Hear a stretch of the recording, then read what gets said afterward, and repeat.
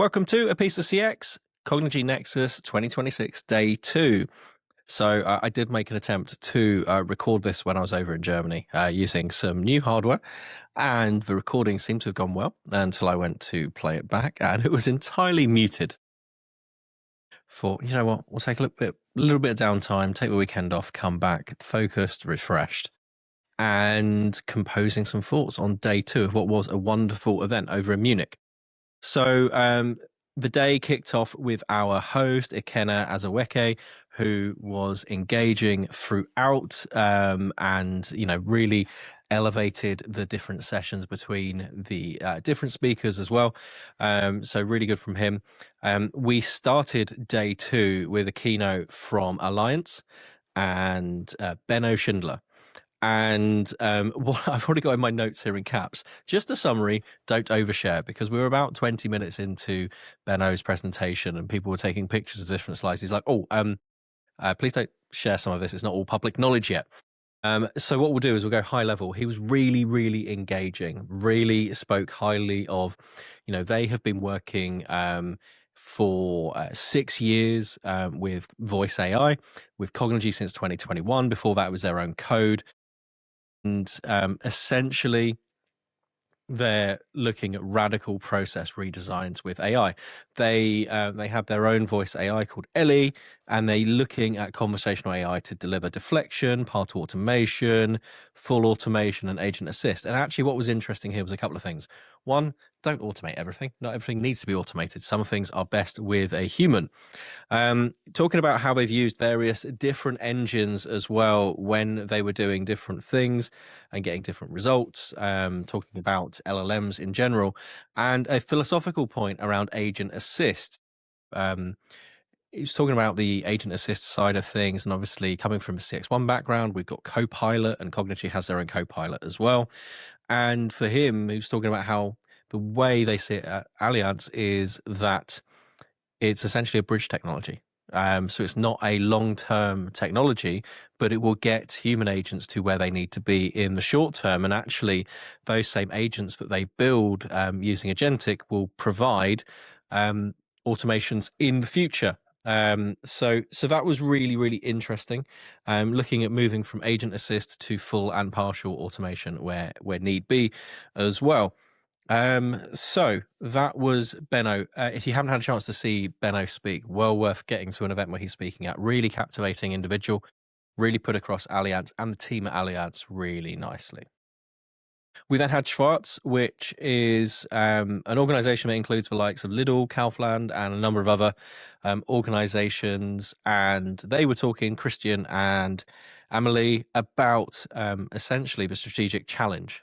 So they have 600,000 employees. They have their own IT services organization that serves themselves and also externals. And they have their own mindset, which was do it on your own. So be that being in charge of their own ice cream making process to being in control of their own systems. So they were really open about building their own data centers, for example, and using Cognigy as their layer, their orchestration layer, essentially their foundation of digital sovereignty to then use any LLM, self-baked, versatile, whatever they need to be. And their goal is to be Europe's largest agentic AI workspace, which, next time I go to a Lidl and use the My Lidl app, I'm going to pay attention to it a bit more, especially as they're rolling out various different aspects into that app in the future. So another really interesting talk there about how they've got their white-collar workers, around a sixth of their workforce, where AI is coming naturally to introduce there. But they also have 500,000 people in warehouses, in shops, in distribution, where they're also looking at how they can augment that as well with AI. So then I managed to get across to some of the tech labs. So tech labs were a feature of day 2. Managed to get to one from David Shear, which built on what Tice had talked about at the product keynote the day before, which was MCPs and tooling. And I was just captivated and inspired, just walking away from this and talking about, there'd been a theme the day before from Philip about what if your next customer wasn't a human? What if it's an agentic agent? What if I, in building up what I work with, have a structure of, say, 10 different agentic agents that I then go to get to do my bidding for me, which sounds quite scary when I say it like that. But talking here about MCP clients and MCP as an endpoint. So instead of you just exposing your new voice bot or chat bot, I keep calling them bots. That's just 10 years of learning there. But instead of just exposing that to a voice channel or a chat channel, putting it as an MCP endpoint, which means you could bring it straight into, say, ChatGPT or another platform, and just bring it in as a MCP endpoint, and just to have the GBT work with that, and eventually MCP apps as well. So really interesting. And it's all about the tooling there, which was interesting for me. And I just left that session sending messages to other people that were in attendance going, I want to build this now, which feels like a little bit of a stretch goal, but you never know. Maybe check out this channel soon. We then had a CXone session from Kevin Lee, and coming from a CXone world, very used to seeing Kevin present, a very articulate presenter. And what was interesting here was if you came from the CXone world and were expecting this to be a product reveal of new stuff, new capabilities, it wasn't. What this was introducing the wider CXone suite to the Cognigy audience, which, if you think about it, the acquisition only happened last year. This was the first proper opportunity to do so. So if you were a CXone customer looking for little nuggets of information, little features, then this wasn't the talk for you. But this was still a really interesting way to introduce CXone as a CCaaS layer to the Cognigy audience. Couple of interesting things here. Kevin talked about 20 billion interactions per year being handled across the CXone side of things, and looking at automation opportunities and the power of one being the key thing there. One brand, one platform. So that was an interesting chat. We then went into the afternoon, and the last session that I attended was from Sky, so Dennis and Christian, and they were talking about handling 20 million interactions per year, and that as an entertainment company, their customers' key is content.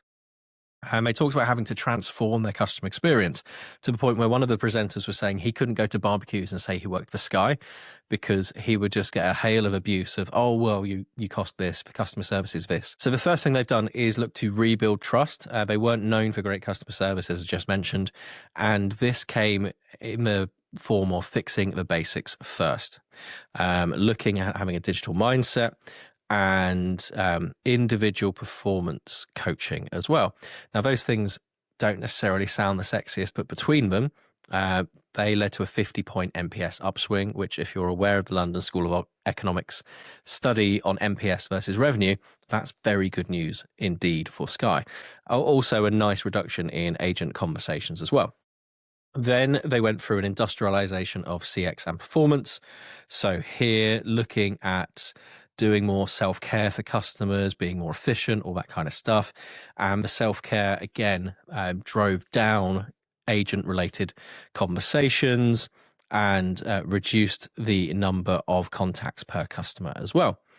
So then one thing they noticed, though, was when they start reducing that engagement, they lose potentially those conversations and those emotional moments. And as an entertainment company, they want those emotional moments to inspire people to do different things.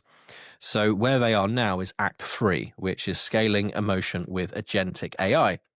And that's where it gets really interesting. So they keep the operational excellence as their core, their foundation, but they're looking at AI containment, intent and sentiment detection in near enough perfectness, creating new and valuable interactions, and turning service into engagement moments, so better than before. So if I contact you with a billing issue or needing to change address or changing my package, all that kind of stuff, then one, their agentic platform recognizes all of that and makes it easy to transact and contain, but also uses prior knowledge to say, well, hey, Chris, we recommended Slow Horses to you. Did you enjoy it? And then I engage and it changes that conversation further. So that's really interesting. They've got some things that are launching there, and the thing that they signed off with was they're looking at their upcoming launches as their most exciting launches that they're very excited about, and the interactions have become part of the entertainment experience, which is a different tone to what we saw with other people, and I think it's a really interesting way to look at things as well. So that was day 2 of Cognigy Nexus. I also spent some time going around the tech labs, having a look at a few things, saying hello to friends and colleagues and getting to know other people as well. Really, really good event. So there was a partner day on the Tuesday, which I didn't attend, but speaking to people that did attend it, again, that was a really good event. And what's really interesting here is Cognigy is clearly moving into the heart of everything that Nice is doing moving forward. So this isn't a case of just an acquisition of conversational AI and agentic AI that is going to sit as a periphery. This is going to be front and center moving forward. So for me, I've walked away inspired, walking away from an excellent event that was really well managed. Everything ran to time as well, which, we don't always get that at these events.